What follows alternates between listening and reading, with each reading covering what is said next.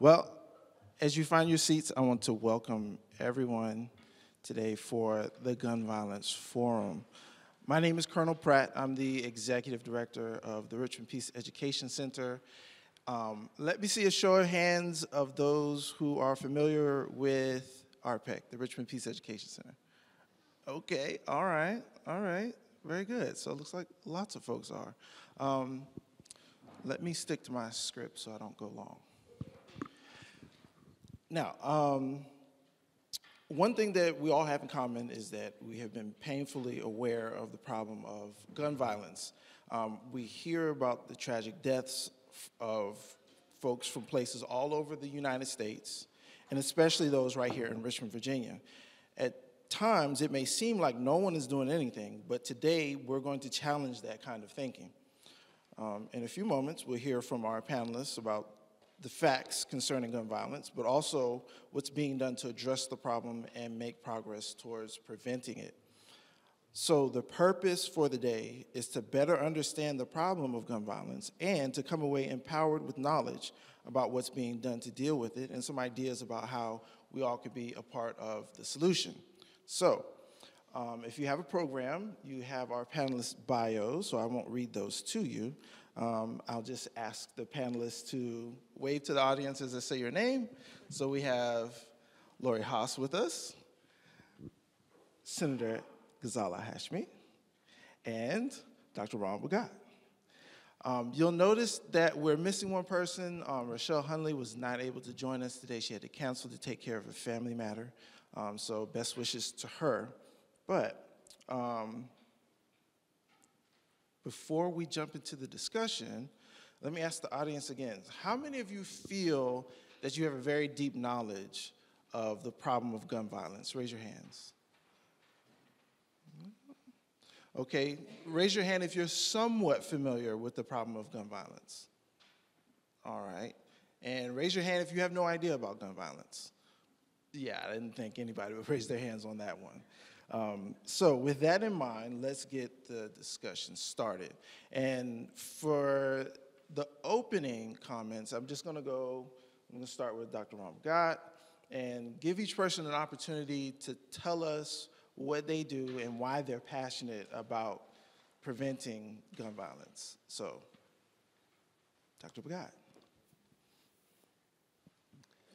Good afternoon, everybody. All right, my name is Ron Bagat, and I recognize a lot of faces in the audience. And I just want to tell you how I got connected to this whole issue of gun violence. So in 1981, I was a student at Tulane University School of Public Health. I just moved to New Orleans from Richmond. I was in the epidemiology program, and my spirit was just really unsettled for some reason. I didn't really know why. I remember dealing with or like feeling the energy, the intersection of the energy in that city in New Orleans, where I could like feel the energy of enslavement, the energy of colonization, the energy of domination. It's like it was dominant, and I could feel that energy walking through the streets of New Orleans. And my spirit was just so unsettled, and so I decided that I was going to take a break. Like I was going to go back to Connecticut, go back home. So when I got back to New Haven, it was the first time that I had seen my younger brother for over 3 years because he was in the service. And even though, like, we were close, he was stationed in Texas, and I was in Louisiana, and he had been in England before then. But this was like the first time that we were home together at the same time. So, you know, we were doing things like brothers do. Like he would let me borrow his car and I would just keep it longer than he wanted me to have it. Stuff like that. And Found out that he learned how to play the bass guitar, and I was a percussionist, so we had a chance to do like a little recording. And the day that he was supposed to go back to base in Michigan, he dropped me off at a school where I was substituting at in New Haven, and we said farewell.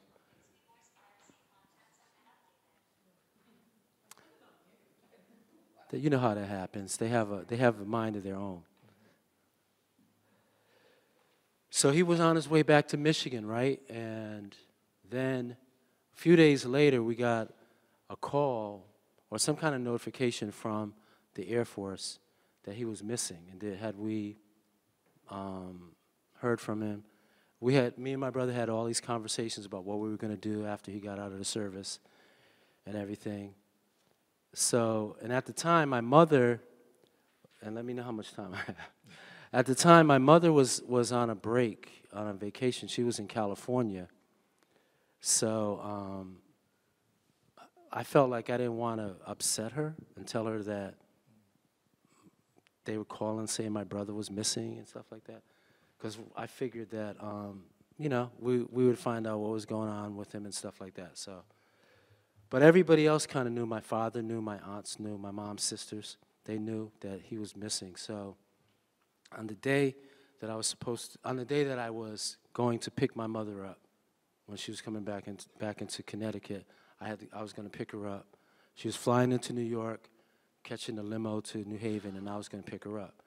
That same morning, we heard the doorbell ring. It was just me and my younger sister. We heard the doorbell ring. And I went down to answer the door, and it was a chaplain and an officer from the Air Force. And so they said, you know, they asked if my mother was there. I said she's not there. And they said they couldn't really tell us what happened. And I was like, well, it's obvious something happened because of who's here, right? So they got permission to tell us that my brother had died from a gunshot wound. And, you know, I just remember how I reacted and everything. And then this cascade of, like, my father came. I had to tell my dad that my brother was dead. Then I had told you know, it was just like the whole family found out. And then I still had to go pick my mother up. So I went to go pick my mother up, and we were driving back to the house. And she started asking me, like, how everybody was doing. Then she asked me how my brother was doing. And then I started off, I remember telling her that he was missing. And then she was like, what do you mean he was missing? Then when I finally told her what happened, I just remember like this. We talked about it later. It was just like this primal scream. And later when we talked about it, she said that, later when we had more time to, like, really process it, she said that, I know your brother's in a better place because the only time I felt that much pain was when I was giving birth to him. And she also talked about, like, how she felt, I don't know if betrayed is the right word, but she just felt like it wasn't fair for us or for not to tell her that her child was missing. I don't feel like she held me, like she didn't hold me accountable or anything. She felt like because of my spiritual frame of mind and practices that I was really able to help my family work through that. And so immediately after that, I started this percussion ensemble. And that was my way of mourning and grieving and commemorating my brother's life. But I think in order to, kind of deal with it, I decided that I was going to leave New Haven and come back to Richmond. One reason why I decided to come back to Richmond was because my spiritual teacher, who I met when I was an undergrad at Virginia State, he was here. And I don't know, I just felt like I had to detach myself, give up everything, and try to start new. So I came to Richmond, and this was in the early 80s. And I kept the group going on. Then I took a break from it. And then by the early 90s, when we were dealing with the crack epidemic and dealing with the just the intense rise in gun violence, and Richmond was the second leading city in the nation, had the second highest homicide rate in the nation. That's when I started to really see how to find ways for this cultural arts and this working with young people and adults approach in the schools and in the communities. And then over time, it evolved into what we have now as an organization that is focused on breaking the cycle of trauma that's caused by gun violence, because one of the things that I've seen over like 30 years of school, like Columbine and school violence, and I used to like track all of this and keep news articles and then try to figure out ways how we can try to curtail it or prevent it.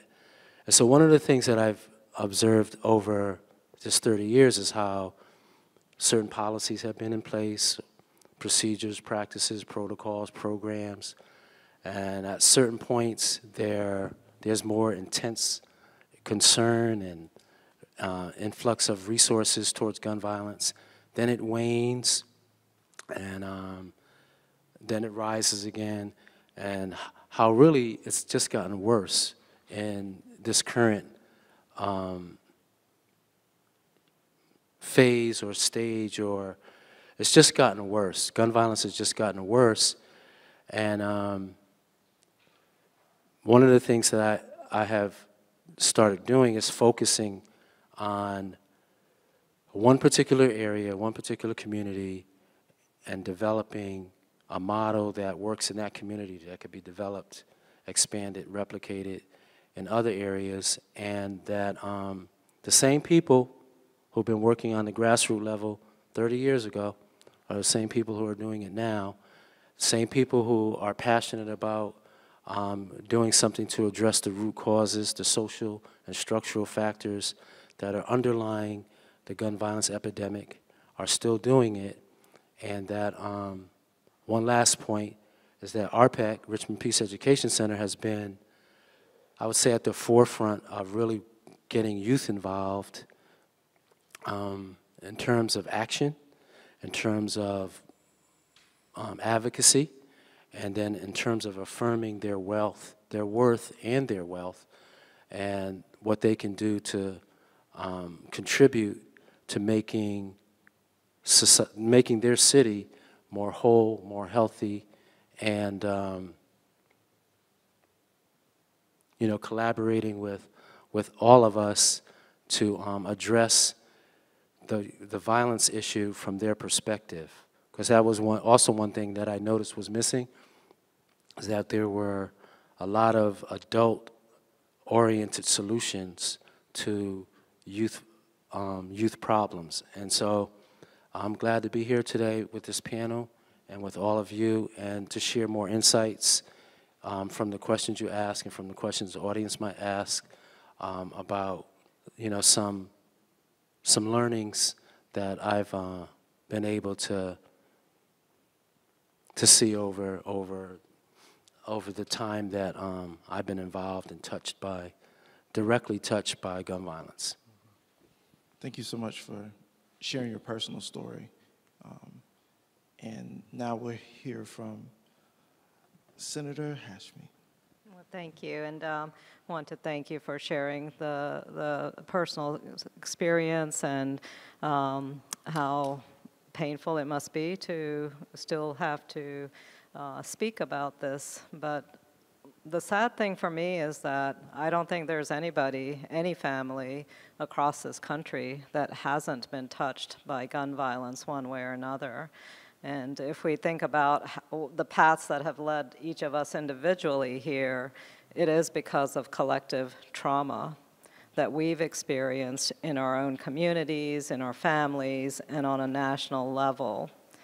And I think most of us here know that this kind of collective trauma is fairly unique to the United States. It's not an experience that other countries, other communities go through on a regular basis. But the easy access to guns, the kind of violence that we see developing across many communities, and especially among young men in particular when we're thinking about mass shootings, that's a collective trauma that the United States uniquely experiences, and we've kind of given into this acceptance that it will happen again. We're not free from it. That we're just kind of holding our breath, it seems, to see when it's going to strike us again, sadly.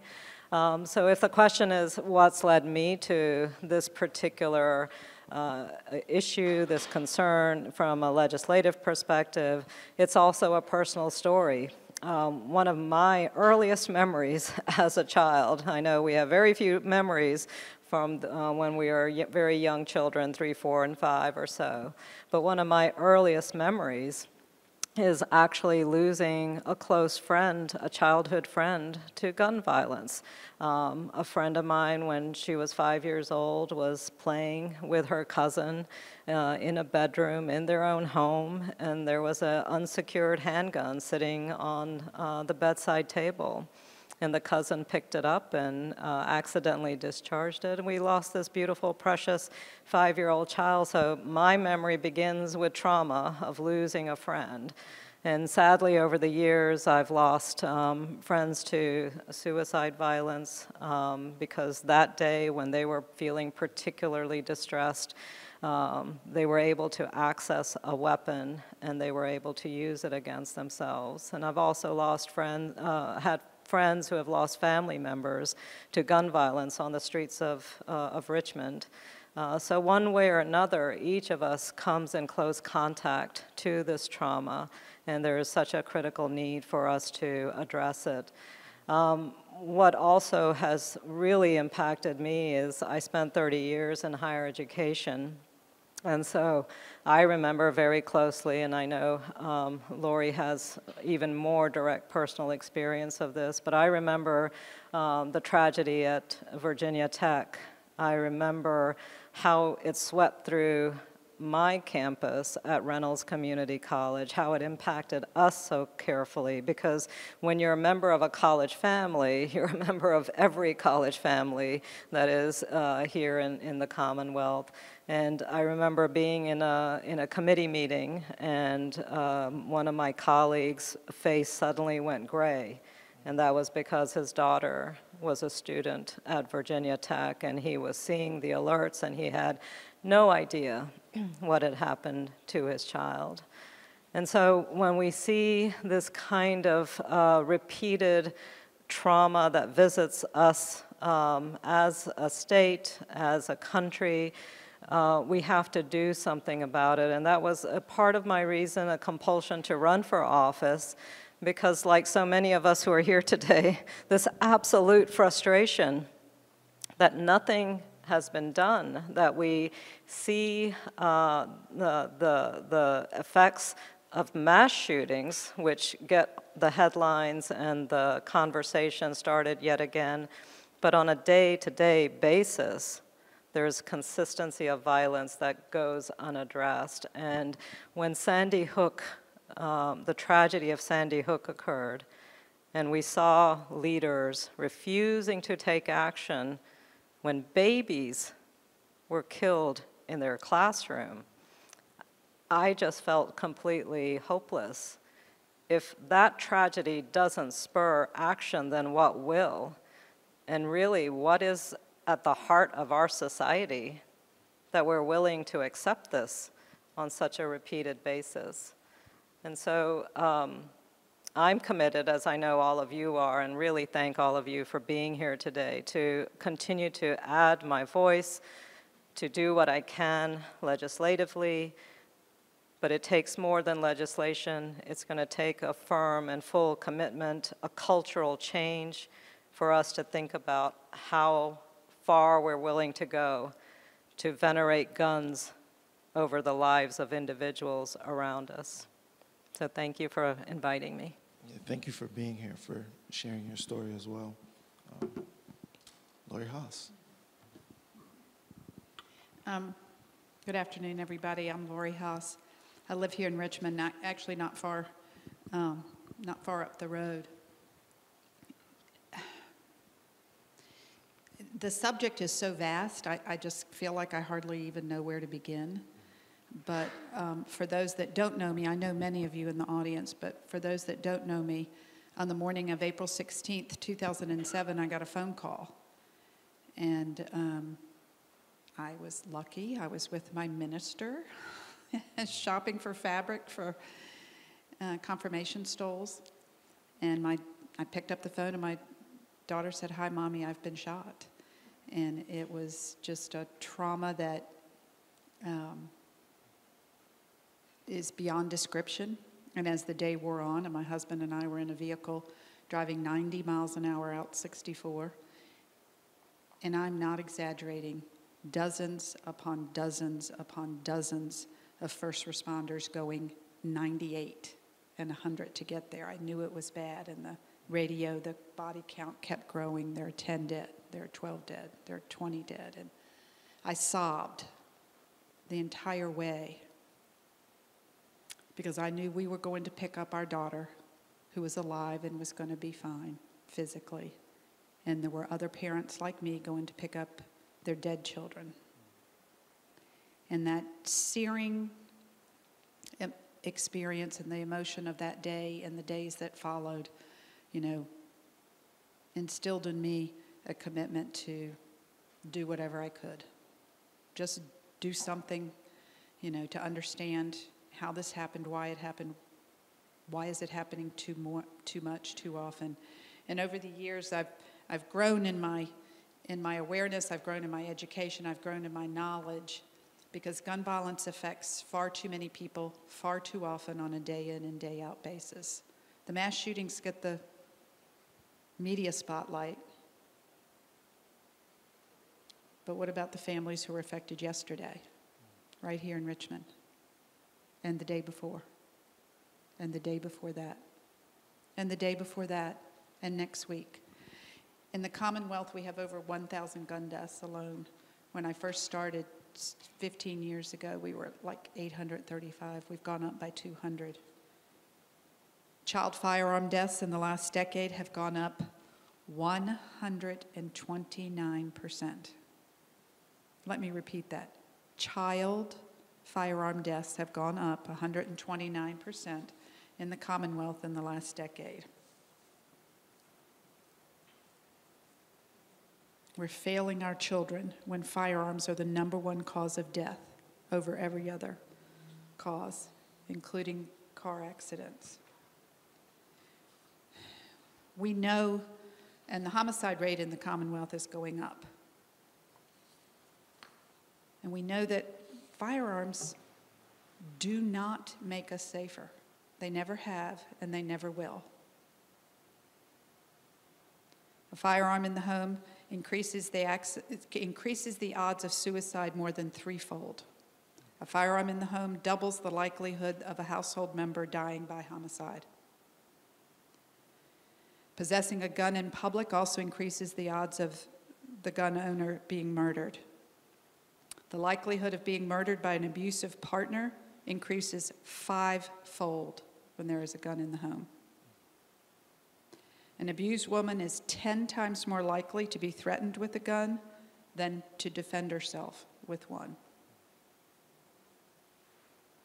Individuals living in a home with firearms are 3.7 times more likely to die by an unintentional gunshot injury. And each year, more children die from firearms than police officers.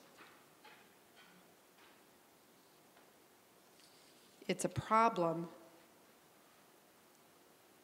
that is directly related, in my opinion, to access to firearms. As Senator Hashmi mentioned, other developed nations with similar societies, similar challenges, similar incomes, similar rates of mental illness, similar rates of educational disparities, similar rates of poverty, similar rates of other societal ills, you know, have many, many, many, many times less gun violence than the United States and the Commonwealth of Virginia. So while I am an adamant supporter of all types of programming to address the inequities that we see in communities disproportionately affected by gun violence. They're not affected by gun violence because of the color of their skin. They're affected by gun violence because of the inequities that years and years and years of racism have left these communities suffering from lack of education, from lack of job training, lack of jobs, the health inequities. Look at the victims of COVID and the disproportionate number of people who were from poverty-stricken areas. But you take all those problems and you put them all on this table, put all of the problems, the societal ills that we have to fix, and we must devote our time and energy to it. And the gun's on the table too. Which one is going to have an immediate impact on reducing gun injury and gun death? Take the gun away. So while we live in a world that I believe has too much attention and too much reverence for the Second Amendment, we have got to do more to regulate access to firearms by persons who are at risk of being a victim of that firearm, a victim to injury or death or accident. So there's a lot that has happened in the Commonwealth of Virginia and a lot more to go. I am proud to say that with Senator Hashmi's help and others in the Senate and the General Assembly, we've passed a lot of laws. And we've passed some good funding for some programmatic work in the Commonwealth and other places.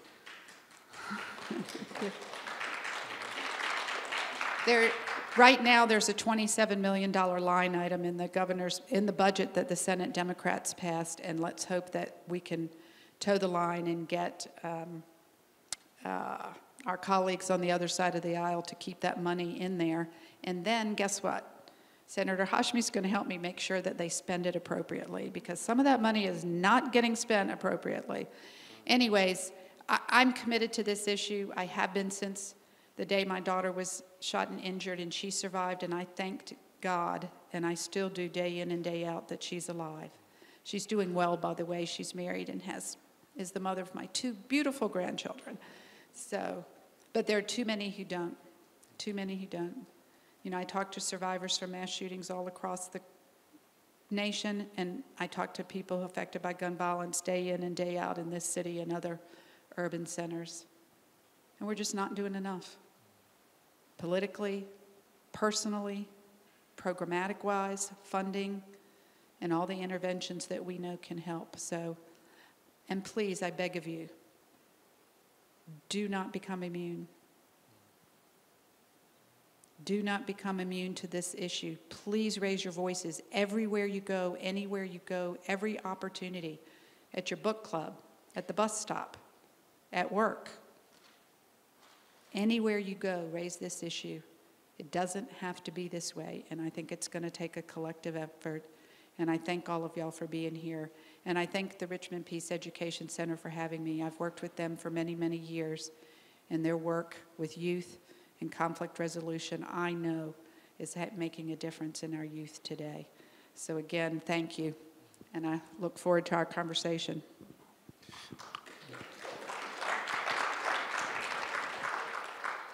I want to thank you all for sharing how you've been personally impacted by this issue. And when people experience any kind of tragedy, and especially gun violence, they have questions. And one of the common questions is, you know, how could this happen to me? Why is this happening to me? And then you see the media kind of run away with stories and present different situations in different ways. So I want to ask each of you, what are some of the questions that people need to be asking when we think about gun violence and how it's running rampant in the United States?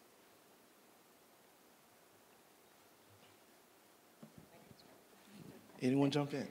So in terms of questions that we need to be asking, I think an important question is who profits? Who continues to profit from the proliferation and easy access of guns? Who profits from the continuous division that seems to be created in our society over this particular issue? Whose agenda is really running the show? And we know that there is a tremendous amount of money that goes into keeping the issue of gun control, I like to call it gun safety, front and center, because it spurs individuals, particularly on the side that want to keep easy access to weapons, spurs them to play a part. And a lot of that is intentional financial gain that is very much a part of the discussion. Hundreds of millions of dollars, part of the gun industry. And so there is profit to be made over the murder of innocents. And I think we ought to continue to call that into account. We need to hold the media accountable to proliferating and sustaining that story. One thing that I see happening in the media repeatedly is the idea that there are just two distinct sides to the issue, and that's simply not the case.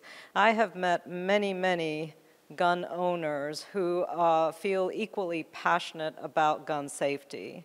They are responsible gun owners who understand that this conversation has gone too far to the extreme, and that without regulation, without safety measures, we are not going to go anywhere in terms of providing societal restraints around the violence that we see. So there are not just two clear-cut sides to this issue. Majority of Americans, if you talk to them, want to see safety measures put in place, want to see regulation, want to see control over who has ready access, who needs to have the necessary firearm training, and certainly want to keep weapons out of the hands of children. And so the media owes it to us to be more nuanced in their discussion around this issue, to be able to have more thoughtful conversations, to bring in people who are experts on this issue. So many times we never hear from the medical community, the physicians who are actually there in the emergency rooms and see the trauma that's visited on their patients because of gun violence, and who have been repeatedly calling for safety measures to be put in place. We don't hear their voices enough, and yet they're on the front lines of this particular battle. And so having a broader, nuanced, and more thoughtful engagement around the issue is so important, and yet oftentimes we just hear a focus just on the Second Amendment rather than on what's actually happening in our emergency rooms and with the families who are losing individuals. And we need to call upon the media to tell the full story. Can I add a couple of things real quick, because she reminded me. The manufacturers are making all the money.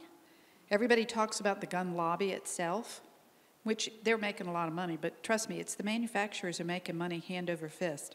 One thing that you can do, my husband and I are not wealthy, but we have some investments, and I have been adamant from day one, none of it can be in any fund, any, whatever you call them, those, investment funds, where a manufacturer of guns or weapons are part of that fund. Make it happen.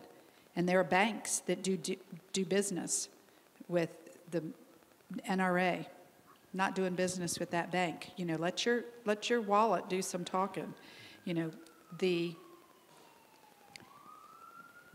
gun lobby does in fact represent the manufacturers. They want no regulation. They had a recent tweet that we shouldn't be regulating firearms at all, because the more they sell, the more money they make. And they really don't care about the impact. But as Senator Hashmi mentioned, the leading lobbyist, the NRA, only represents about 3 to 5% of gun owners. So she's very correct. We need more people and more voices at the table, and we need the media to do a better job. When you see an article about gun violence and the media is not answering your questions, call them up. Call the newspaper, call that reporter, email that reporter. Where did they get the gun? How old were they? Were they a legal gun owner? You know, what type of gun was it? Ask the hard questions and get the media to do a better job with this. You know, were they treated? Were they released? Were they a prohibited purchaser? Were they a prohibited owner? You know, ask those questions. The media is not sharing that kind of detail that I think would raise awareness about certain aspects of firearm ownership. So those are two things, concrete things that I can ask all of you to do, you know, is hold the media accountable, and then look at your investments, see who you're dealing with. Thank you. So it sounds like we need to be asking, you know, who's profiting from this problem continuing, but also how is the media's presentation of these stories obscuring important facts that help us understand how this keeps happening again? So. Yeah, my question would be, in addition to that question, who's profiting? What happens after the gunshots end? What happens after the gunshots end? What can we do to help families, communities that are traumatized by gun violence? What's in place to support young people, support families, support communities that are traumatized by gun violence? One of the things that stood out for me was this idea of becoming numb to gun violence, because every day almost you'll read about somebody who's been shot, or like when I'm from Connecticut. When I was in Connecticut around the time of Sandy Hook, and I went to Sandy Hook, I asked my dad to take me to Sandy Hook to see just how the collective trauma of that community, where from the town hall, from the city hall, it's a small town, all the way to the school where the shooting took place, just the outpouring of grief. That community is still affected today. You could hear from what we shared. We still embody the trauma of our experiences. It's that collective trauma. So what are we doing to address the trauma? What are we doing after the gunshots stop? Like, how are we creating spaces where young people who have bullets coming through their window, who hear gunshots at night, who hear sirens at night, who in some cases are stepping over bodies before they go to school? What are we doing for their mental health, for their emotional health? What kind of spaces are we setting up for community healing? How are we helping people release that traumatic energy from their body, from that embodied chaos that comes from trauma? That's important. Like, there are some programs where trained and skilled and compassionate trauma specialists will go into the hospitals and work with young men who have been involved in gun violence. That could be a catalyst for helping to break the cycle, because when they're most vulnerable, they may be more receptive to hearing ways to change how they respond and react to conflicts. What are we doing in schools to teach, not just talk about Martin Luther King, but to teach the principles of nonviolence, the principles of conflict resolution, the principles and practices of community conferencing and restorative justice, so that people in the communities are empowered to learn how to resolve conflicts and to learn how to de-escalate situations before they get to the point where a gun, out of fear or a misallocated use of power, is the decision that's being made. You know what I'm saying? So it's what are we doing in the aftermath? What are we doing in the aftermath to help break that cycle, to make sure that people have the resources that they need, the connections that they need? Because some of these issues, like the policies and the structural issues, the social determinants, they're going to take a lot of time, a lot of energy to change. immediately, though, what are some things that we could do to help our community members to heal? And how can we stop dehumanizing dehumanizing, especially young black males and brown bodies and brown males who are involved in gun violence, and looking at them as they instead of part of us. You know, those are things that we can do collectively now that don't require having a law passed or having a group like the NRA or folks that are just really entrenched in the idea that guns that we have to have our guns no matter what. What can we do to help people who have been affected heal? How can we show compassion? How can we heal and rebuild our communities? How, you know what I'm saying? These are things that we don't have to go to school for. These are things that we don't have to have a certificate. These are things that we don't have to have a legislator, get folks that are against anything that has to do with gun regulation. These are things that we could do as a community to address the pain and just the loss that all of us are experiencing, and the secondary trauma that the secondary effect that it has on us when we see a mass shooting in the paper or on the news, or you know what I mean? Like, these are things that don't require us to wait for anybody to decide that what we already know is common sense, for them to put it in place. These are things that we can implement right here in our own community. And one last thing is the immobilization that comes from, well, I don't live in the city, or I don't live here, or I can't do this, or this doesn't apply to me. This applies to everybody. And there's nothing that, there's something that all of us can do. There's something that all of us can, a way that all of us can get involved. Like, let's stop making excuses. Let's stop thinking about, like, what we can't do or why we can't do it. And let's just connect, organize, mobilize, and let's make it happen. Thank you. That's an important question. What happens after the media packs the cameras up and chases the next headline? What happens in the aftermath? Important questions that all of you have offered.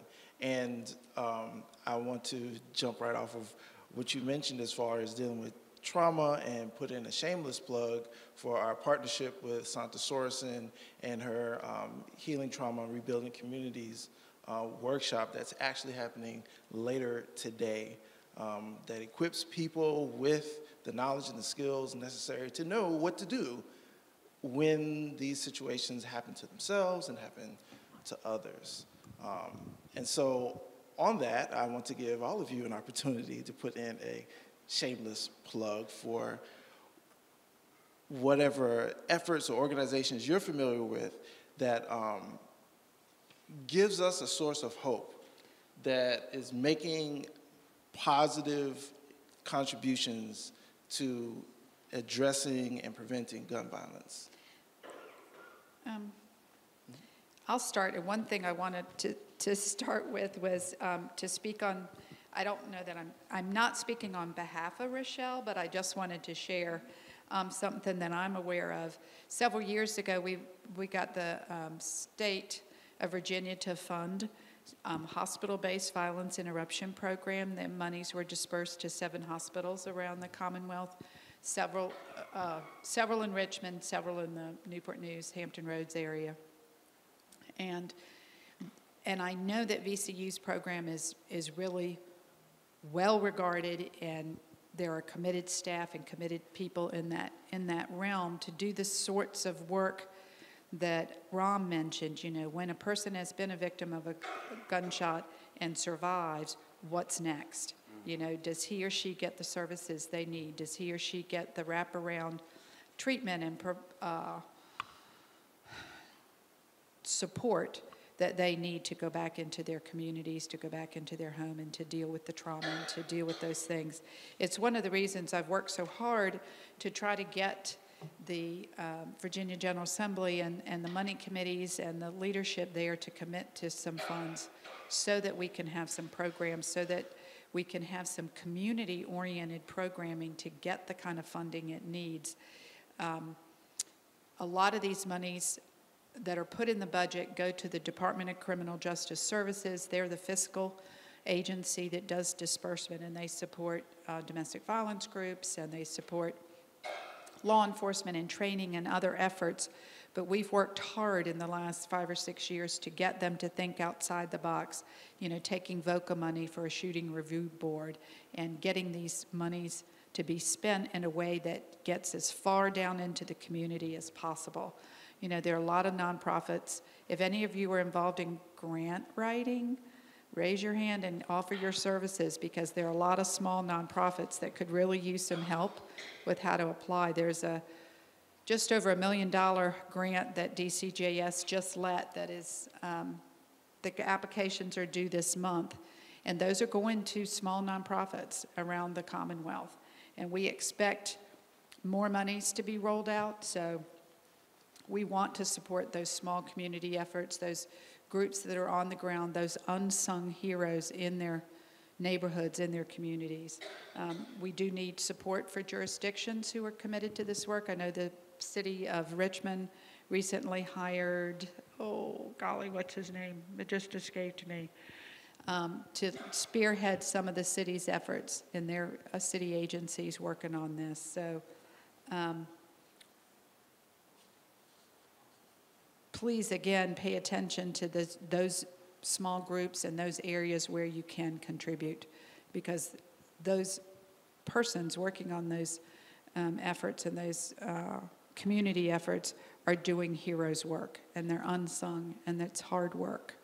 So if y'all have opportunity to support those, let me know, and maybe I can connect you. I'm sure Ram could, and I'm sure all of us here could point you in a direction if you want to do some of that hard work.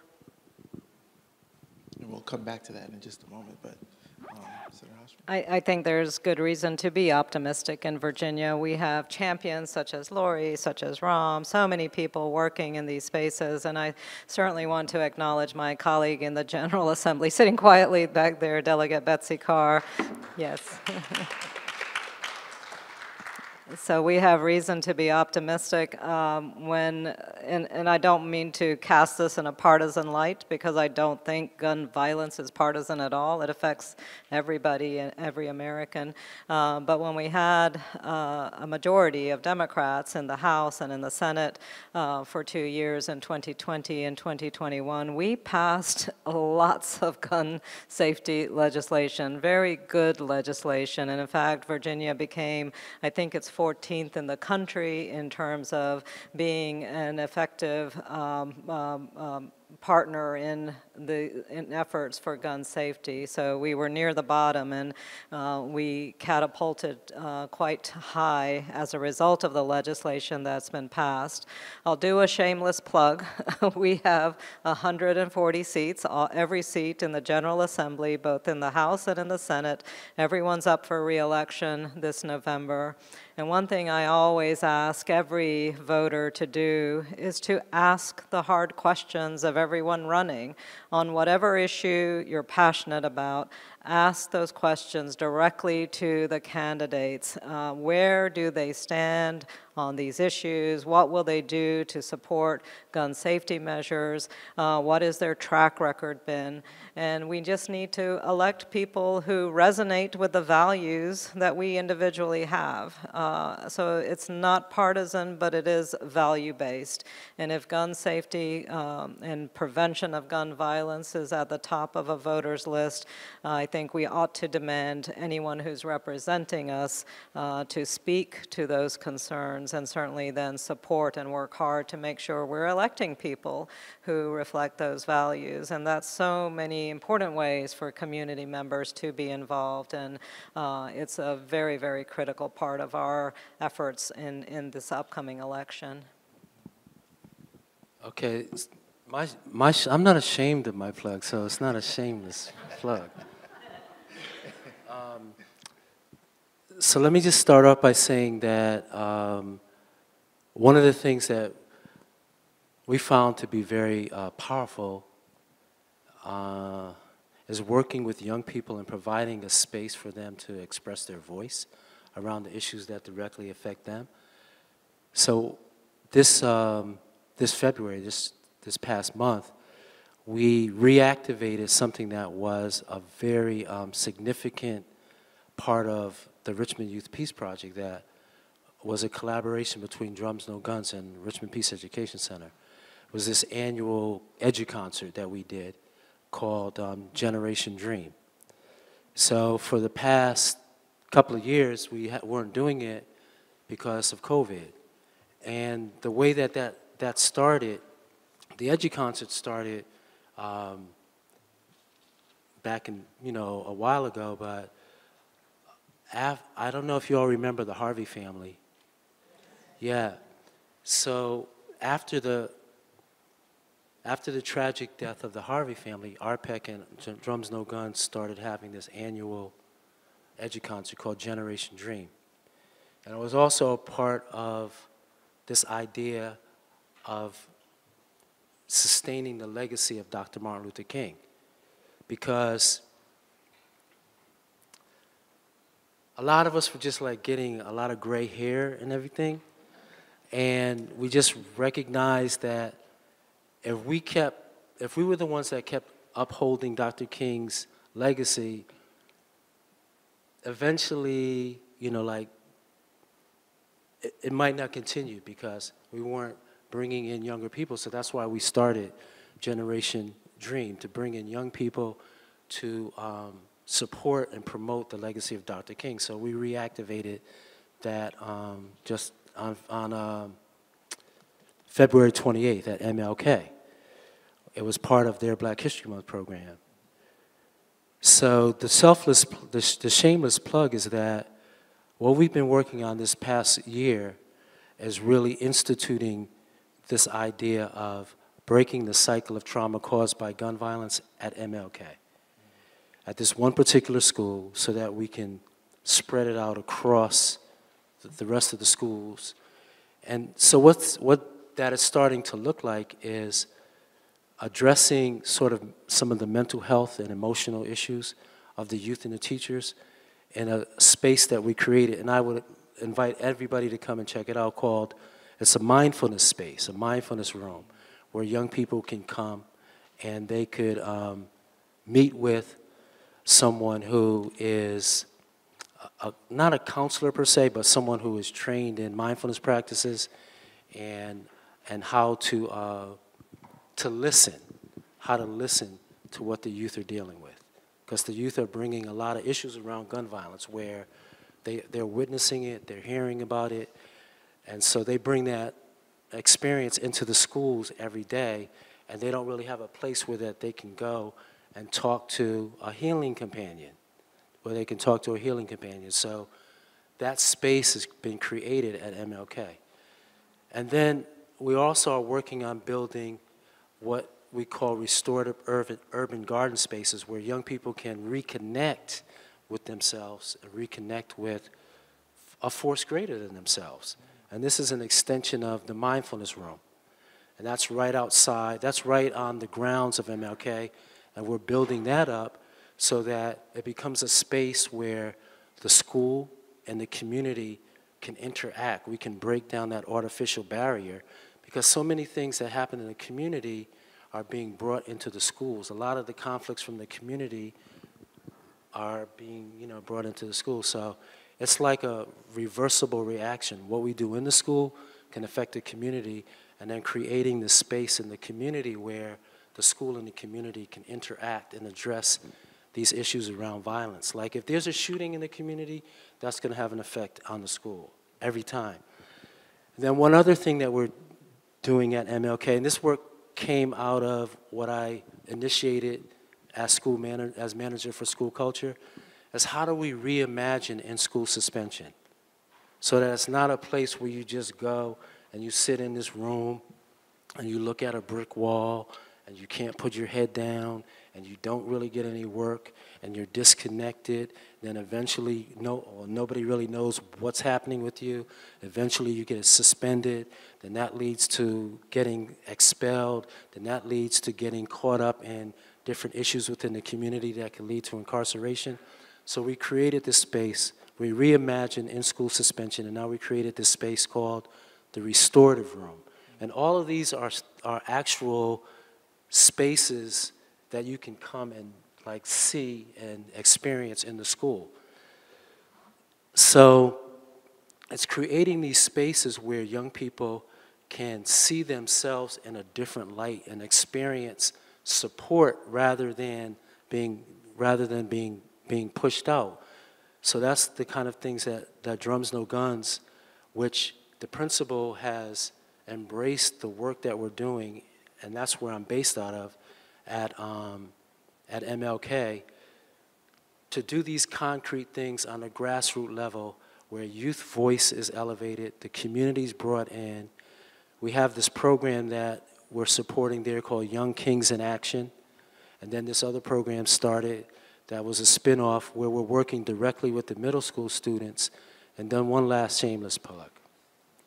There's an organization in Baltimore called the Holistic Life Foundation. I'm not sure if you're familiar with them, but you should definitely check them out. And what they've done through the years is they've instituted love in schools by teaching yoga and mindfulness with youth or to youth in communities like the community where the Freddie Gray uprising occurred. So we've been partnering with them, and we've come to an agreement that we're going to include Richmond in this Clinton Global Initiative to expand their program to 5 cities. So the work that we're doing at MLK, we can now expand to Bouchal on the south side. And then Ali and Atman, who are 2 of the co-founders of the program, and we've been talking about just this sense that so many young people have become numb to gun violence. Like, if there's a shooting, it's, at least it wasn't fireworks, or I know that wasn't fireworks, or some kids are even stepping over bodies and things like that.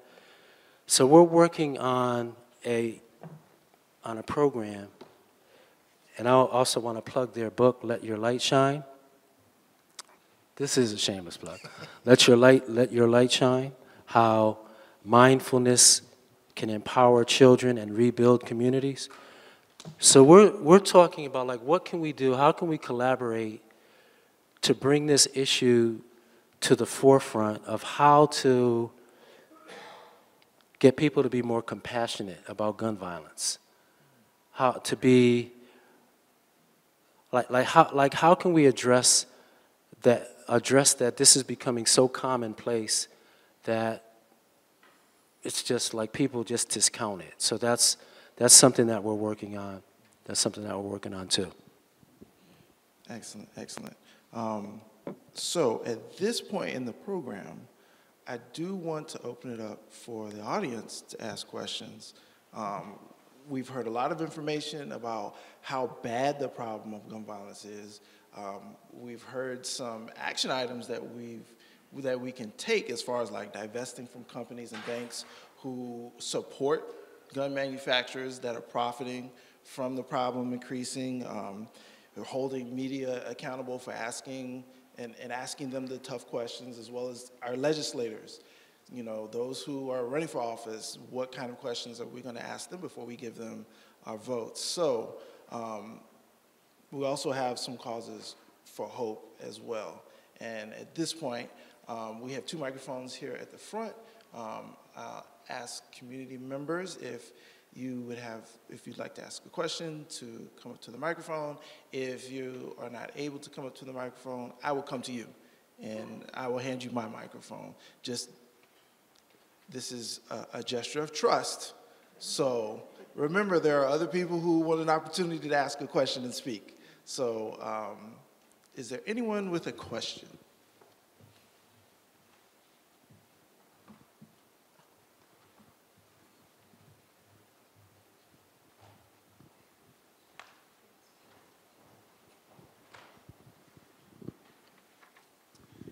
Hi, I'm Mary Crutchfield with the League of Women Voters of Richmond Metro. Repeat that, please. Mary Crutchfield with the League of Women Voters of Richmond Metro. My question is, how do you address the argument that some people use? Well, it's not about, the problem's not about access to guns, it's about behavior of people. In fact, Governor Youngkin used that argument just last night on the CNN town hall about education. You know, the data and the facts do not bear that out. It just isn't accurate. When the gun lobby after the Sandy Hook shooting tried to say, well, if we just would fix mental illness, gun violence would go away, nothing could be further from the truth. Persons with diagnosed mental illness only cause about 3 to 5% of the violence in the United States. It is categorically not true. As a matter of fact, they're more at risk of becoming a victim of violence than they do otherwise. You know, and some of the statistics regarding suicide bear that out. Suicide attempts by firearms are almost always deadly. 9 out of 10 result in a death. By comparison, the most frequently chosen suicide attempt methods, which are cutting and overdose, are less fatal. They result in death in less than 2% of attempts. Think of that. So for persons in crisis, they might not actually have a diagnosed mental illness, but the availability, the easy access, the quick access to a firearm can cause harm to themselves, harms to the others, harms to their neighbors, harm to their friends. One of the things that we've worked on in my organization since 2013, we were the first organization to talk about risk orders, commonly known as red flags. The very first presentation about them in the country was at UVA in 2013. We've been working on these for a long time, a decade now. But leadership and elected persons matter. Until we got a Democratic majority, we did not get these laws passed. We now have risk orders in the Commonwealth of Virginia. They're a law. They're being used all across the Commonwealth. Sadly, not very much in Richmond, but I'm working on that. We have some implementation money coming. But we know that persons in crisis aren't necessarily have a diagnosed mental illness. Political violence is on the rise. Very much so. Insurrectionism. If I can't get my way through the ballot box, I'm going to use the bullet box. That is a notion and a perspective that is very much harbored by a small number of people, but who could do a lot of harm. Hate, racism, fear, grief, going through a divorce, road rage. None of those are mental illness. They're just people in crisis for whatever reason, you know, and having an emotional episode or a frustration or a fear or a hate. It's an emotion. And if the firearm is readily accessible, they can harm themselves or others. So, you know, Governor Youngkin is flat out wrong. He's wrong. Let me jump in too. We do have behavioral health issues. Don't get me wrong, we have a lot. And our children deserve resources and attention and the types of programming that Ram is talking about. Yeah. But they are not, and persons with mental illness are not the reason we have gun violence. Easy access to firearms is. So I decided to go back to Tulane and finish my MPH in honor of my brother. So there is that whole like statistical side and evidence-based side to try to counter that type of mindset. But it's really not a debate. It's not a debate. So I wouldn't debate with them. I wouldn't try to explain to somebody who's presenting that point of view. I'd rather focus on doing the work in the community. seeing the impact that it has on young kings in action when they're exposed to students from Howard University coming in, and that gives them hope that they can transcend the limitations of their environment. Or when they go to a program at the University of Richmond and it opens their eyes to a different world. Or when they're engaged in the type of cultural programming that we do and they can feel the change in their spirit. It's like the debate has been going on for so long and it's not yielding any results in terms of reduced gun violence. I mean, there was a time not too long ago where we couldn't even do research on gun violence. So why am I going to take time to really engage in a debate with a side that doesn't even pull from the same knowledge base? It's like it's a useless argument because their minds are already made up about it. So it's not even really a debate. It's just an argument. It's just an argument. And with the energy that I would put into that argument, I could take that same energy and put it into working with the next generation to cultivate, equity within that organization, within that generation. So, you know what I mean? It's just, in some ways, let our work show what we're talking about and benefit those that we're working with as well as ourselves, because we can't wait for someone who's entrenched in a conditioned mindset to be convinced that gun violence, it's an epidemic in the United States. Everybody else around the world sees it. Everybody else around the world sees it. It's so clear. So clear. So it's a common saying that I hear a lot of people say, I can show you better than I can tell you. And a lot of times, that's what it takes. Any other questions from the audience?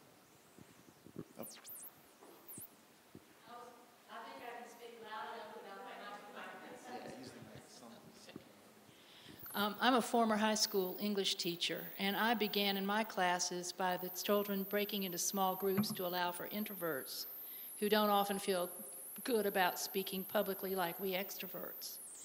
And they told their stories to one another, showed what they were doing or shared what they were doing, and then chose stories. And almost 100% of the time, the stories involved gun violence or some other form of familiar crime against family members, etc. The sharing of the stories is what helped these kids empathize with one another. And I am wondering, number one, if there isn't a way to get out the good stories, like the child that reported seeing a gun in somebody's backpack. Nobody knew about it except the small circle of teachers that actually helped that child go to the authorities to turn the gun in. So I'm wondering, you talked about the element of hope. I'd like to hear more stories published in terms of media interaction.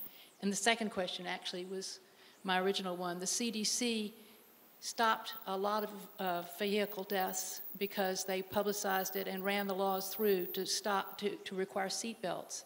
But something in the lawmakers' world has stopped the CDC from amassing or pulling together or publicizing these things. I'm sure you're aware of that. What can we do on that level to really push through something that would be backed by a place that used to have a lot of authority to bring about something like... I can speak to your second question. I'll let some others speak to the first one. You're correct. There was something called the T-Hart Amendments that were put into law that automatically attached to the budget, whatever budget was passed, and it prevented the CDC from studying, quote unquote, solutions to gun violence because the gun lobby, frankly, knew that the solutions were regulation to access to firearms, and they didn't want it to happen, so they tamped it down. Luckily for us, numerous universities across the country have picked up the pace, picked up their commitment. There's, you know, a gun violence study center at UC Davis, at Michigan State, at Hopkins. I work for Johns Hopkins School of Public Health, many, many places. Secondly, the CDC now does have money. We got $50 million in a budget recently, I think it was a year ago, and I think there is a renewed commitment to making that happen. So that is good news. Thirdly, I will put in a plug. The Bipartisan Community Safers Act that President Biden and the House and Senate passed this summer included monies that were going to go to the state. But this is where elections matter. Virginia stands to get about $5 million of that money. That money should come to the CDC. How they spend it remains to be seen. They put a lot of glossy words on paper. I saw the application. It is vague and it gives them a lot of wiggle room. But trust me, they've already taken some of the programming money and they've sent it to the Attorney General so he can hire 6 prosecutors. The solution in their mind to gun violence is more arrests and more prosecutions. We've never arrested and prosecuted our way out of any problem in this country, and it's not going to happen in this regard. It just isn't. So please keep your attention on this issue. Please do. The last plug I really want to make before, I don't know. Well, we've got time. I'll be quiet. I'll make it in a minute. I have one more important thing. So that second question, how can we get those stories of good news out? Anyone want to address that? Well, I just wanted to pick up a little bit on what Lori was saying, and I think Lori's exactly right. In the same way that we saw the cigarette industry suppress data, research, and information about the harm of cigarettes. We've seen the gun industry, the manufacturers, the lobbyists, working hand in hand with politicians to suppress that. So it was a deliberate effort to prevent CDC or prevent our Department of Health from examining the crisis that is gun violence. But now we've been able to move forward with that. And having the data, having the research gives us the opportunity to respond to the questions that were formerly sidelined or the misinformation that was shared. And I think that's what people are afraid of on the other side. They're afraid of the data and afraid of that research that's going to demonstrate that it is the guns. We're not looking at a mental health crisis that outpaces everyone else around the world. We are looking at lax gun laws, and we're looking at an industry that seeks to proliferate weapons of war. That's what we're really looking at, is weapons of war in the hands of the average citizen. And so using the data, using the research, backing that up, and then translating that into effective policy is what we have to do. And we have to have folks in office that are committed to doing that hard work.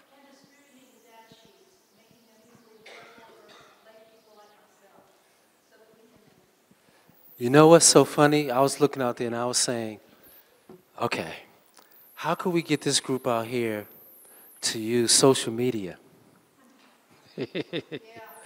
To use social media, because like, you remember the Bell Atlantic shootings in I think it was 2021, where the 3-month-old baby got killed with her mom, and that shooting during broad daylight over on South Side?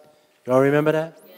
So after that happened, we, I mean, there was this outpouring of grief and sadness and outrage from the community, right? And you know, there were some suggestions of what we should do. There were marches and stuff like that. So one of the things that we did was we created this coalition of community-based organizations committed to breaking the cycle of trauma caused by gun violence using restorative practices. So we started a fellowship where we're training people on how to facilitate community healing circles. So this weekend, we're doing a training with Restorative Justice for Oakland Youth so that we have, you know, like the violence interrupters. I think the city hired like 3 violence interrupters. And we're like, 3 violence interrupters, that's okay, but we need like 23 to start off, or 43 or 53. So this, not many people know about this, but if all of you knew about it and all of you started using your social media or getting your grandchildren or great-grandchildren maybe to use social media to come out and look at these things that we're doing. Like, we can control the narrative. We can't wait for the media. Who controls the narrative? Who controls the media? Like, we're expecting the media to change. The media is controlled by a few individuals, right? You see what I'm saying? So the point is, like, we have to take control. We are the people power. We have to do it. Like, maybe take a class in how to use social media so that you could become that, advocate. You can become that advocate. How many of you from the 60s movement? From the 60s? Yeah, back let's let's I don't know how to, let's be like the old school, I don't know. Let's bring that, maybe pass the torch to some young people and like get them to come out and see the kind of things that are happening in the community so that they can promote it. Like, we do not have to wait to get an endorsement or positive news from the news outlets that all they do is report gun violence every single day. They're not going to report these things. We have to do that. We have to create the demand for it. You know what I'm saying? We have to take action for this. We have to take action for this. Like marches, protests, that's good. But what we did is, like, how can we make a change? So we have 20 people now that can do community healing circles. Next year, we do another 20. So, you know what I mean? It's just like with the cigarettes. Eventually, what won out is there are places you can't smoke in certain places. You can't smoke on planes. You can't smoke in restaurants.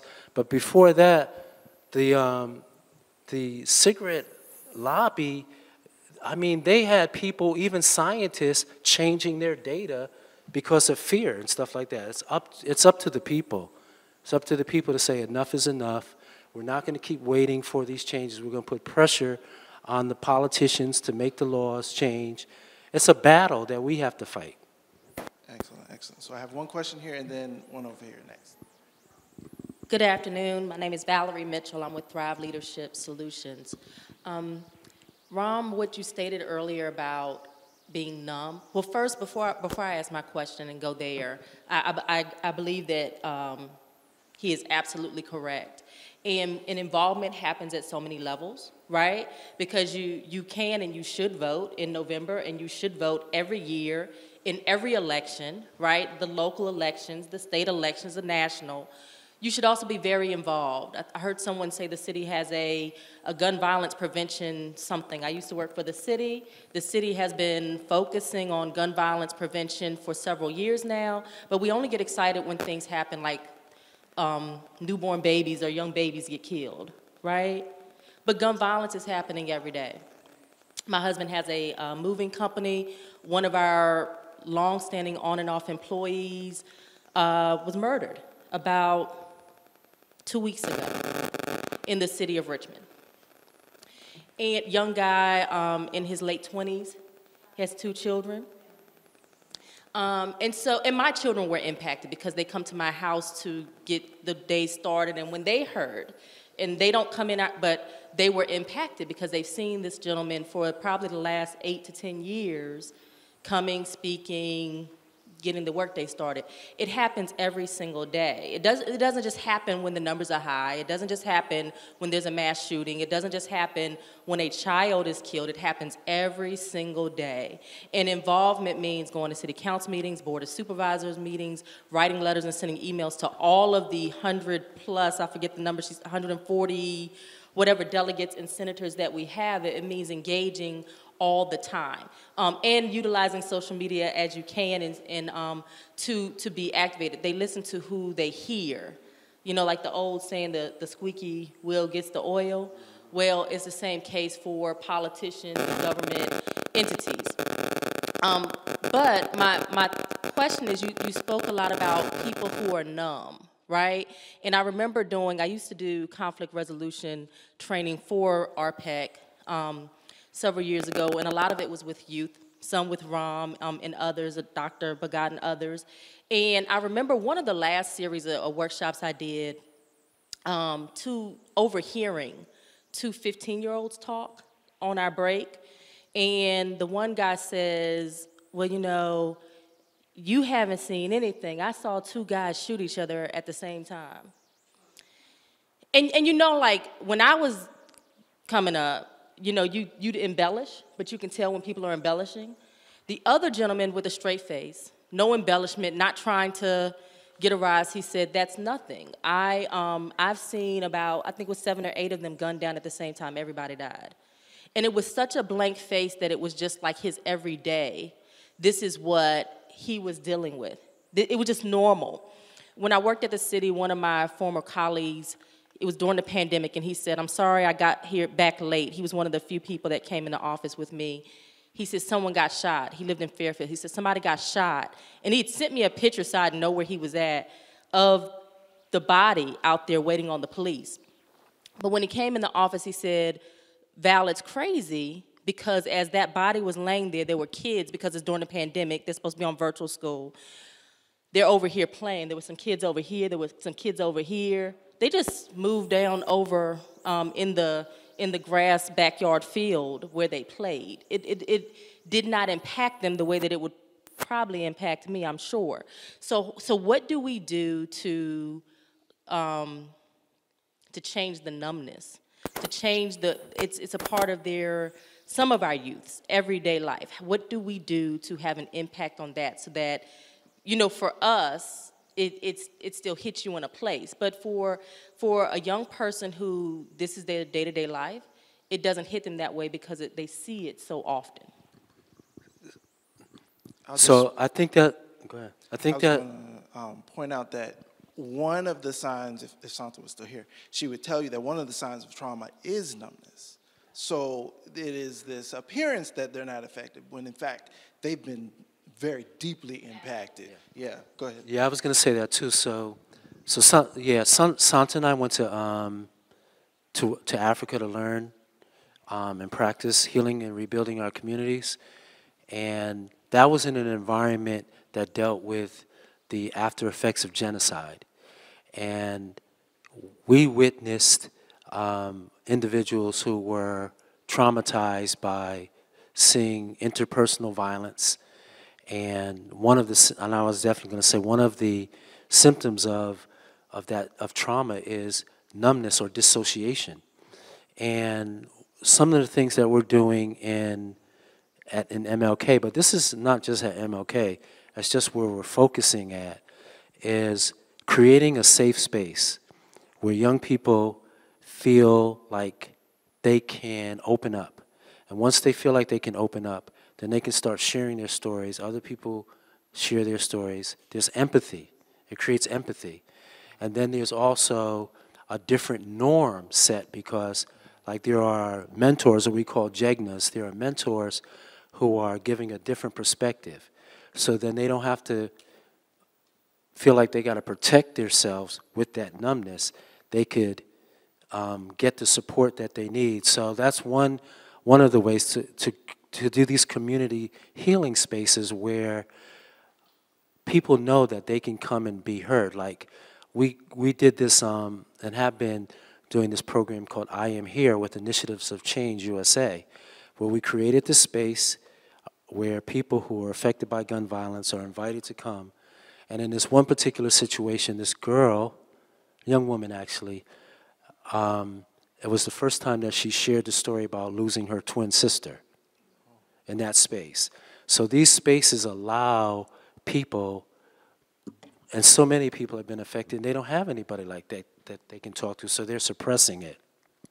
So that's one important thing that we can start to focus on and get more people involved in promoting and participating and opening up space in their churches or their communities where we can start having these conversations with folks who have been affected by gun violence so that they can start to release some of that embodied chaos. That's important.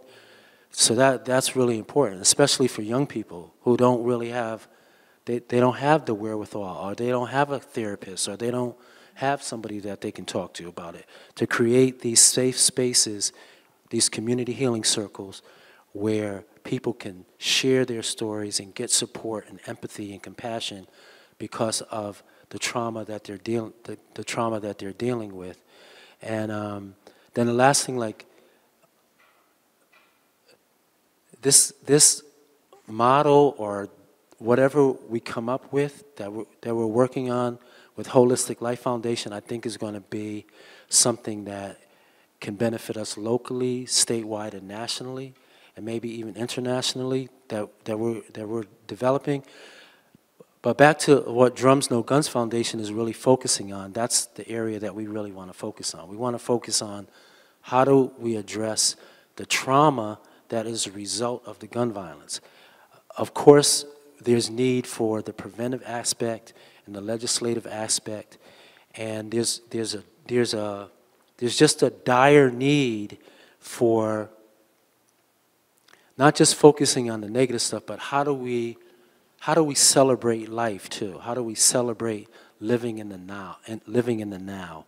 Not just that, like, gun violence is this dark cloud that is never going to, like, we're not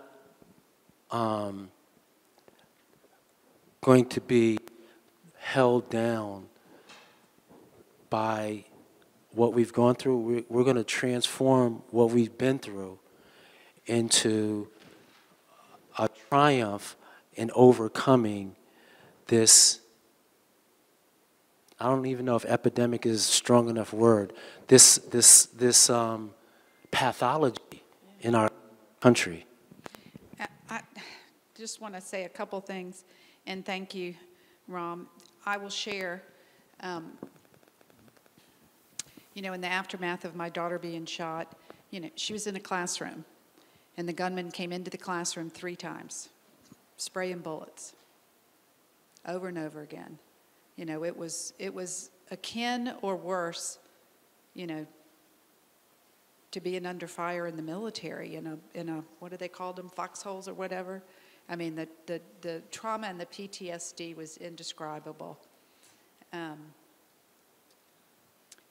And I believe that one of the single biggest factors in her healing and her progress towards healing, you're never healed. Let me just share that. PTSD can rear its ugly head at any point in time. Was group therapy. Was sitting in a room with people who had suffered like she had suffered, who had experienced some of the experiences she had experienced. And there were 5 or 6 female students who were injured, who were back at Virginia Tech, who were all trying to get their degrees and work through the trauma of going back to the scene of their attempted murder over and over and over again. Think about that. She had to walk into a classroom 3, 4, 5 times a day, 5 days a week.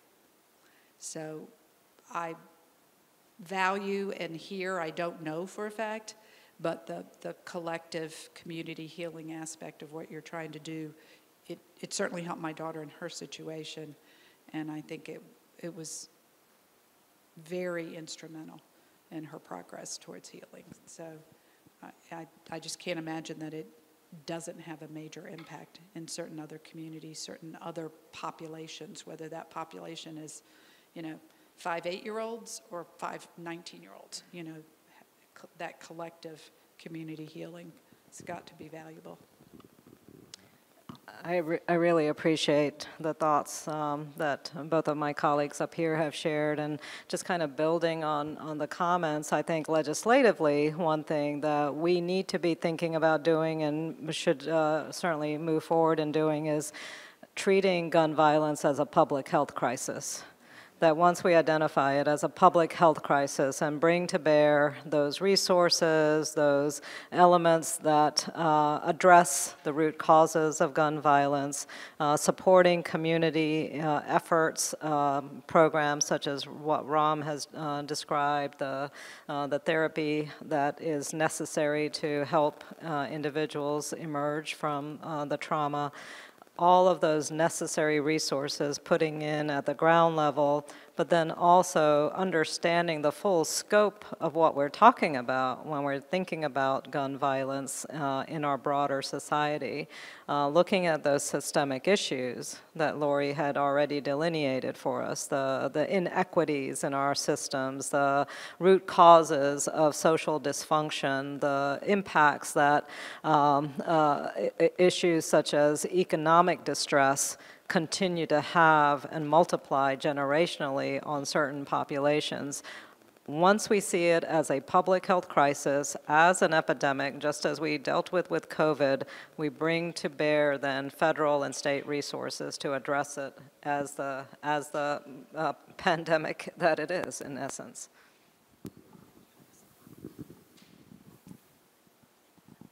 I just wanted to ask if anyone knows what GVI is.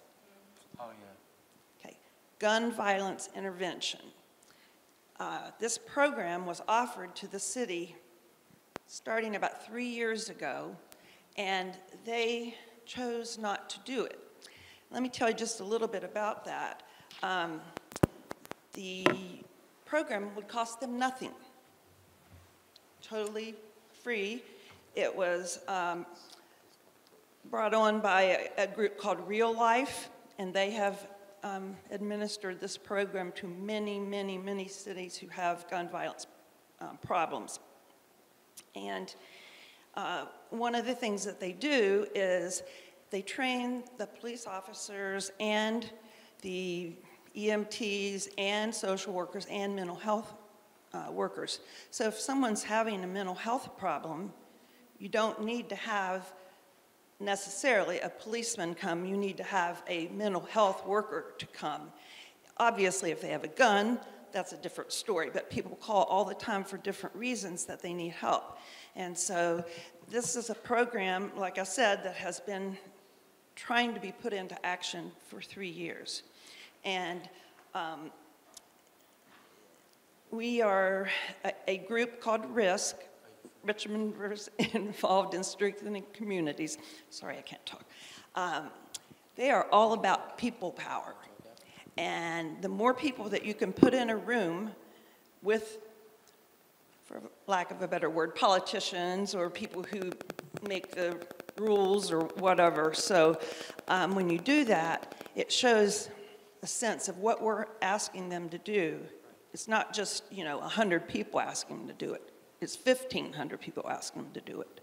So this is a shameless plug, but it's really not shameless because I think that more people really need to know about it. And I have some information about it that I can email to you, and I have some little cards that I can give you to come to one of our programs on March 28th. Did anyone else have a question?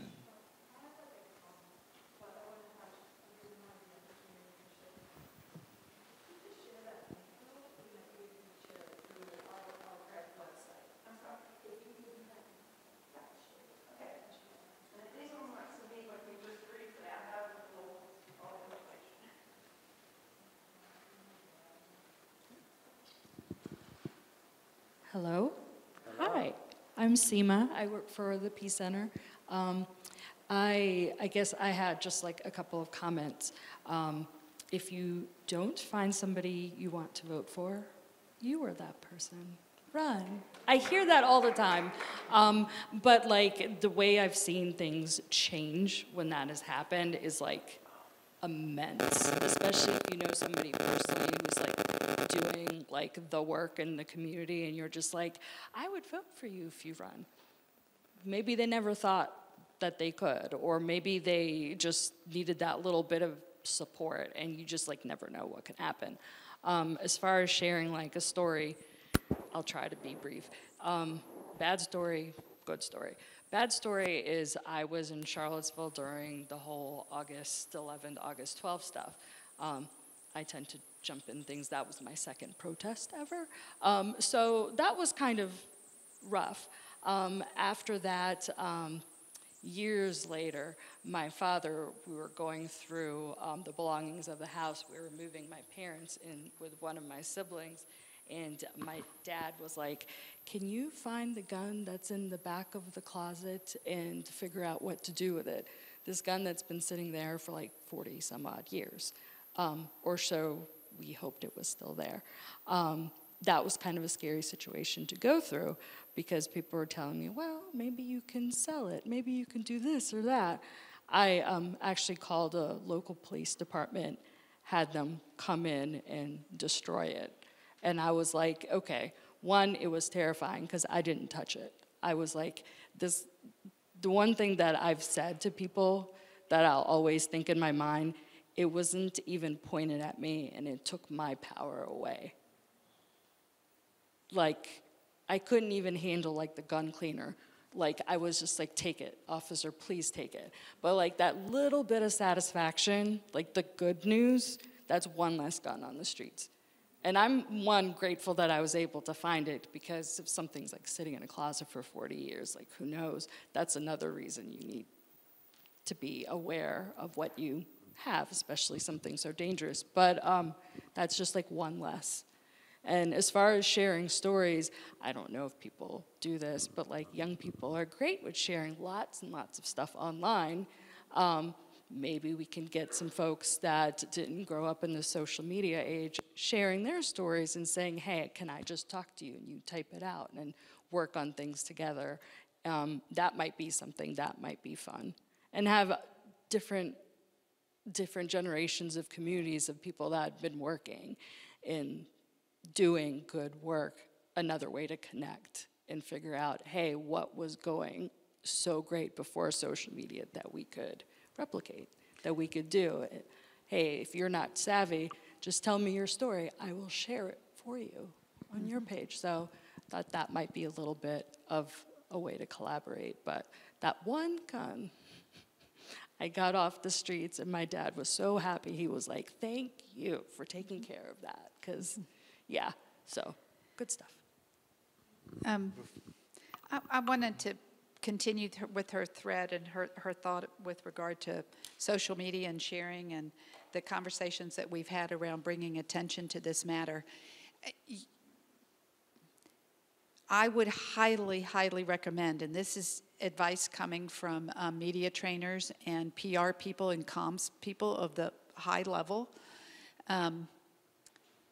look up 2 reporters' names for CBS News, 2 for ABC, 2 for NBC. Look in the Richmond Times-Dispatch and the Richmond Free Press and the Chesterfield Observer and other Henrico Citizen. Find 1, 2, or 3 reporters at every media outlet that you occasionally listen to or read or frequently. Figure out what their contact information is. Send them emails, send them tweets, add them on Instagram, whatever you need to do. But, I had a colleague who,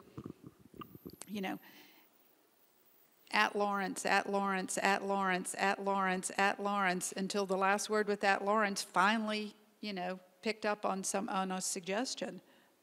Bugged the heck out of them, number one. Number two, with resources down for media, they're looking for stories, they're looking for information, they're looking for help. I can't urge you enough not to reach out and contact them, because maybe you'll provide them some information and some stories. And then my shameless plug, I've been wanting to get to it if it's time. Safe storage. Please, please, please, for any gun owners in your life, your neighbors, friends, colleagues, anybody that you know that might happen to own a firearm, please get that inner strength and ask them if they store it properly. Please ask. A firearm in the hands of a child must first pass through the hands of an adult. We must store firearms. Yes, sir. We can stop that if everybody in this room has a cell phone. If I stole your cell phone, it's not going to do me any good unless I cut your finger off, because I can't open it. I would love to ask this fall my state representative and my state senator how they stand on a bill to require finger locks on handguns and assault weapons. We could eliminate these horrible problems with kids killing their sisters and brothers if daddy's the only one that can unlock it. Well, we had a bill in front of the Virginia General Assembly. The Senate passed it. It would require safe storage. It would have allowed firearms to be stored in biometric safes. Biometric safes can be bought for about $65 on Amazon, and other safe storage requirements when children are present in the home. And the bill passed the Senate, and it died a quick death in the House Public Safety Subcommittee with, you know, a vote of 6-4, 6 Republicans against 4 Democrats. So you're correct. You're absolutely correct. It is something that absolutely must happen. When, think about this, 70 to 80% of school shooters get their firearms at home or the home of a neighbor or relative. You can do all you want to harden our schools. We're throwing away the money. We're throwing the money away.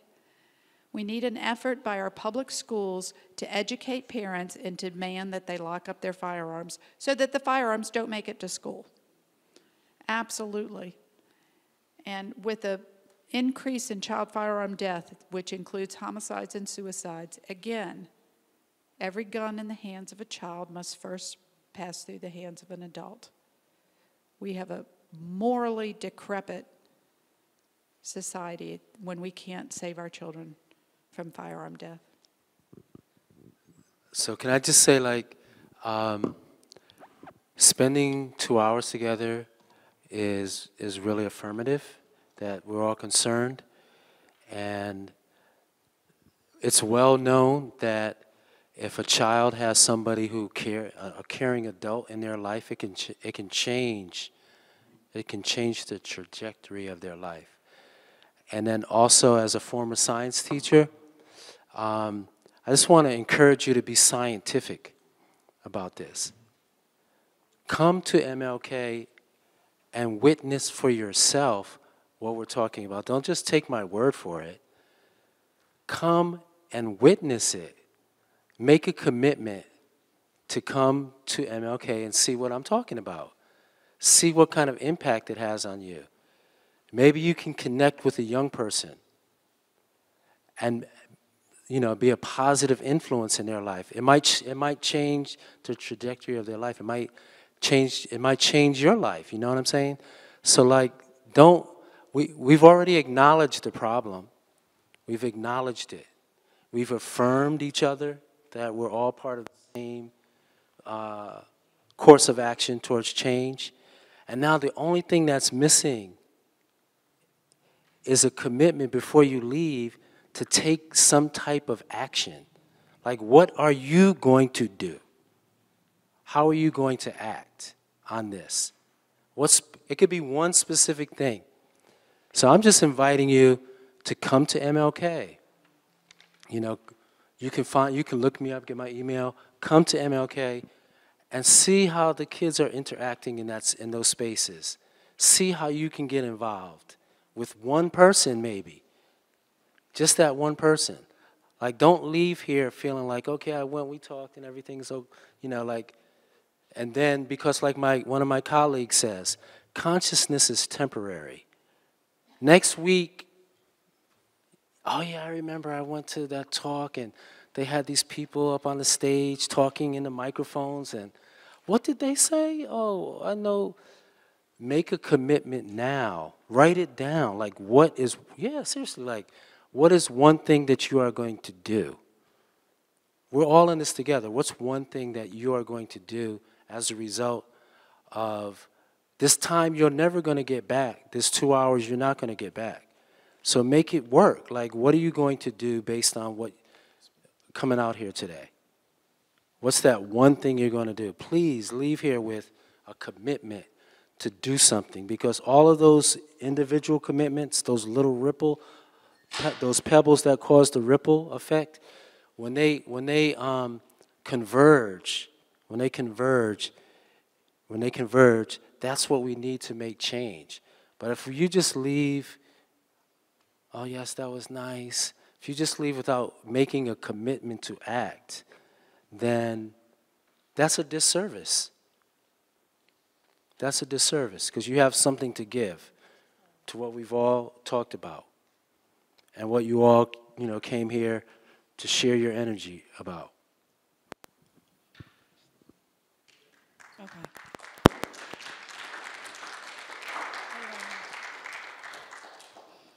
Hi, I have a comment and a question for you, Senator, and for you, and it doesn't matter who answers it.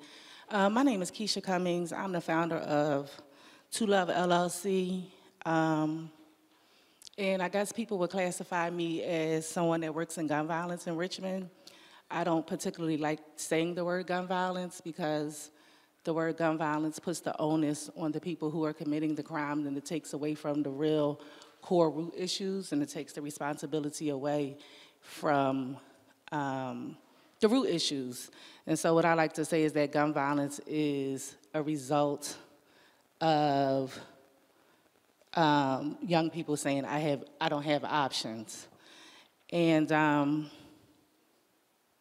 just want to thank you, Valerie, because a lot of times when people talk about gun violence, they talk about it as if it's a traumatic, they talk about it from as if it's a traumatic event versus, like Valerie was trying to say, people just constantly living in trauma. And so it's not so much an event as opposed to people's everyday lives. And in Richmond, just within the last week, I don't know if people know, but every day somebody has been shot in Southside, literally every day this week. And so I know, like Valerie, you were saying just certain things make the news, but every single day this week, somebody has been shot in Southside. Okay, and so like I said, a lot of times, like you were saying, we hear about it like as if an event, but sometimes it's people's everyday lives. And so my experience, another thing is that we talk about intervention. And I just want to say overwhelmingly that the intervention to gun violence is prevention. And so it needs to be tackled before it happens, right? And I don't necessarily interact with, when it comes to an event of like a traumatic event, but I serve marginalized communities, and gun violence is it just happens. And so my opinion is that gun violence comes from poverty, and that poverty has a direct correlation with the young people that I work with on the cause of gun violence. And so these are some young men, they're like my babies, whatever, they were my former students or whatever. One is from Gilpin, one is from Wickham, and I'm trying to remember what I was about to say. You said, Bram, somebody said, oh no, it was you, ma'am, from Johns Hopkins. You talked about emotion, hate, fear, racism, and like trauma that may happen in terms of a traumatic event, right? And Senator, you talked about like economic distress. And all of this stuff occurs like, this is not like it just doesn't happen. Like, this is an everyday way of life for people that live in poverty, right? And I was leaving to let somebody in, and I heard you talk about education. And I wanted to ask you, Senator, because I know you chair the Public Education Committee or something with education. To me, what I've seen in my experience as being a therapist, as being a teacher, is kids don't have options or applicable education to get them out of poverty. Right? And so we continue to say, you know, I know that probably when they go to school, they expect to graduate, because when you're little, you're like, yo, you go to graduate, you go to college, you get a good education, you're going to get out of poverty. That's just not what's happening. And disproportionately, it affects young black boys in Richmond. I don't like to speak for what I don't know. And I actually asked them to come because I don't want to speak for them. I want them to say, Ms. Keisha, that's wrong, or Ms. Keisha, this is right. But I'm asking you in terms of what America, both Democrat or Republicans, it doesn't matter to me, because to me, I don't see either party serving the marginalized community, no matter if they're Democrat or Republican, because the marginalized community continues to remain in poverty, and poverty is a direct correlation to gun violence. How? Why do you say that? Well, if I'm 13 and I'm going to school, and I continue to be in school, and I realize that this is not going to put me anywhere, right? Or you're telling me that this education system is going to change my outcome in life, but my mother and father, we still in the projects, and they graduated from the school that you're telling me is going to change me, right? So therefore, I have no hope. And so I'm dropping out of school. When I drop out of school, I'm going to do something that gets me money, and by chance, I might end up in gun violence. And so for me, I try to advocate for choice, not because I'm a Republican, right? Because I know that that's a Republican issue in Richmond or in Virginia. It doesn't matter to me. I just know that the public education system needs to change, whether or not we put trades in there. Like I know you talked about kids going to University of Richmond or VCU. A lot of the children I work with, they are not going to college, and that's okay. That doesn't mean that they can't be a plumber. It doesn't mean that they can't be an electrician. It doesn't mean that they can't make $100,000 being a CDL driver. Something has to change with the education system, right, in order to curb the gun violence, because disproportionately, people that are in gun violence are in poverty, and they don't choose it. Right? They don't choose it, but our system can easily end poverty. So I believe that poverty is a policy choice, right? And so I'm asking, and I don't really have an opinion about the guns, right? Because if I see hope, and if I know when I graduate at 18 I can make $100,000 because I have a CDL or I'm a plumber, then I'm not going to veer another way that could put me in the light of poverty. And so I just want to emphasize that, like you said, Ms. Valerie, it is not a one-time thing, right? It's not a traumatic event in the lives of these, in certain communities. It is an everyday way of life, and we need to change it. We can change it. We can come together. And the emphasis should be on prevention, not after it happens. Not, because if we prevent it, then we don't need groups. But it does happen. And so you do have groups like RHYME that provides healing. You do have people like RHYME who provides training with Mr. Harris and come talk to these young men. But if we prevent it on the front side, then it doesn't have to, we don't need the intervention. And so my question is, do you believe that poverty is a policy choice? And what are we doing in terms of the education to get those in poverty that are not going to do the traditional route an opportunity to make it? Okay, he wants to speak. I just want to touch base on what she said. I'm glad that I came here today to see who the senator and meet very more important people that make decisions in our community. But like she said, I'm from the hood. Like, it ain't guns. You can't say the problem is the guns because the Constitution will give us the right to bear arms. You see what I'm saying? You got that right when you born, when you first come out the womb. But the problem is y'all take everything away from us. Y'all talking about closing down John Marshall, the #1 basketball school in the city. #1 basketball school in Virginia. How y'all gonna do that?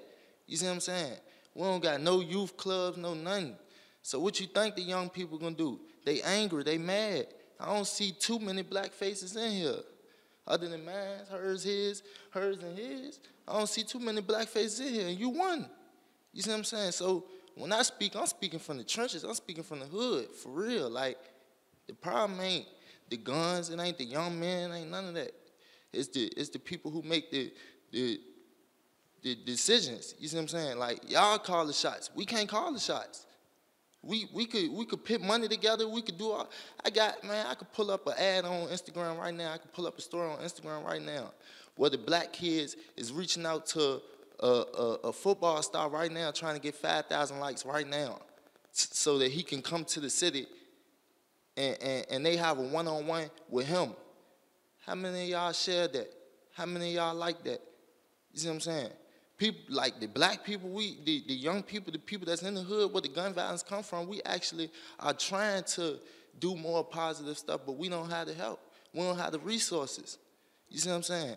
Like, I don't have a problem with the gun violence because y'all ain't gonna do nothing. Like the rent raising, y'all kicking us out, the jobs ain't paying enough. What you think gonna happen? People gonna rob, steal, kill, shoot up everything in the city. Then we don't even have a national football, basketball team, but we got #1 players in our city. We got #1 players in our city that go to the NFL, that go to the NBA. We don't even have a football, basketball team here, yet alone the Coliseum shut down. What y'all expect? What y'all expect from us? And I'm speaking from the trenches. I'm really there every day in my life. I'm on house arrest right now. I'm risking my freedom to come here and say this. I'm supposed to be here right now, but I'm here. I'm talking from the trenches. I definitely appreciate both of you coming here and the comments that you made. Unfortunately, we are out of time, so can I just try to? I'll give the senator the last comment, okay. But then I really hope that you all interact and talk with the young folks, because when I look around, they seem to be in low supply. So definitely, if you have an opportunity, talk to them, get their story, get their perspective. Senator? Well, thank you, and I just so appreciate the comments that both of the speakers made. I appreciate you being here and appreciate you sharing. I can sit up here and give a lot of platitudes about what we're going to do at the state government, at the local government. You've already heard it before. These are big issues. These are big concerns, and they haven't been addressed for centuries, for generations. So the first question is about poverty, whether I agree that poverty is the root cause. I do. You know, I've got a lot of colleagues who blame parents, who blame communities, certain communities, for being the root cause of these issues. But when I take a look at what's happening, not just in Virginia, but across the country and across the cities in particular that are in crisis, it is the root cause is poverty. We've done a really great job in this country of criminalizing the poor. We criminalize them every day. We make lives harder for them, displace them from housing, make it impossible for families to find childcare, for families to find good resources. We have displaced entire communities as we create cities that are for the wealthy and not for those who are among the working class. But those are issues that are part of the systems that we have created. The system is stacked against the poor. That's simply the bottom line. The system is created for those who have wealth and those who have power, and it continues to be reinforced in that way.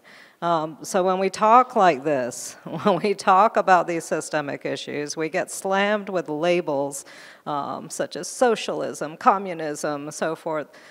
But those are deliberate choices that we are making. We're making economic choices. We're building policies on these economic choices that continue to disenfranchise entire groups of people. And I'm not going to give you platitudes and say there's easy solutions and there are fixes. They're not.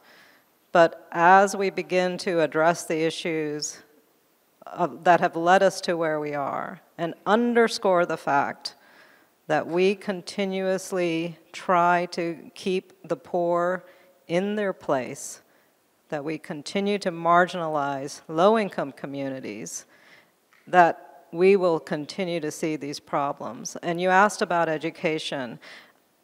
it does matter who's in office. And I'll just share, we have invested, the Senate budget, led by Democrats, is investing $1 billion in improving public education, dollars that are going to go to those impoverished communities. The entire funding formula for public education is misguided. If you live in a wealthy community and your tax dollars are able to support these wealthy schools, your kids are going to be fine.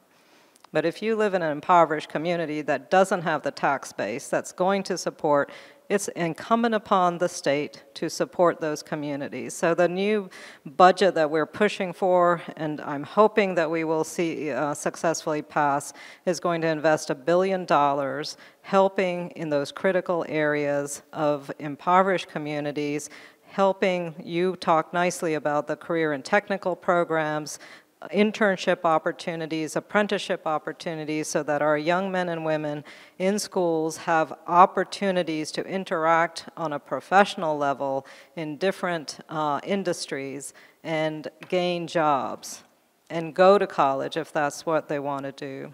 But we have to be very deliberate and conscious about how we structure these things, and we have to support communities in need. Thank you so much. And their library. I want to thank all of you for coming. I want to thank our esteemed panelists for being here. And just to echo Ram's sentiment, don't leave here and do nothing, because you can't get these 2 hours back. Please don't leave here and do nothing. You've had a panel of excellent speakers giving you several different options to take action. And remember, just you have an opportunity to make an impact, a positive impact in gun violence. So with that, let's end with a round of applause for